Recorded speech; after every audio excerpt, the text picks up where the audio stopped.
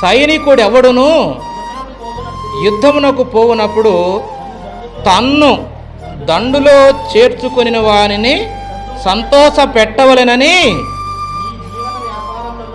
అది అసలుకి చూడండి ఎంత చక్కగా పౌలు గారు ఎంత చక్కగా చెబుతున్నాడంటే, దండులో ఎవరు చేర్చుకుంటే ఇప్పుడు మనకి ఎవరైతే ఉద్యోగం ఇస్తారో వాళ్ళు చెప్పినట్టుగా ఇంటే కదా మనల్ని ఉద్యోగంలో వాడు బాగా ఉంచుకొని మనకు ప్రమోషన్ మీద ప్రమోషన్ ఇచ్చేది.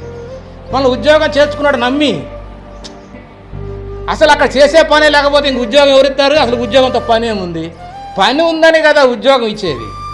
సేమ్ ఇక్కడ మనకు భూమి మీద అయినా సరే, దేవుని పని అయినా సరే, ఏదైనా కానీ ఎవరైతే మనకు ఆ పని ఇస్తారో ఆ పనిని మనము సక్రమంగా చేయటం కొరకు ఇక మిగతా విషయాలన్నిటిలో కూడా మనము లిమిట్గా ఉండాలి. వాటి గురించి మనం ఆలోచించకూడదు.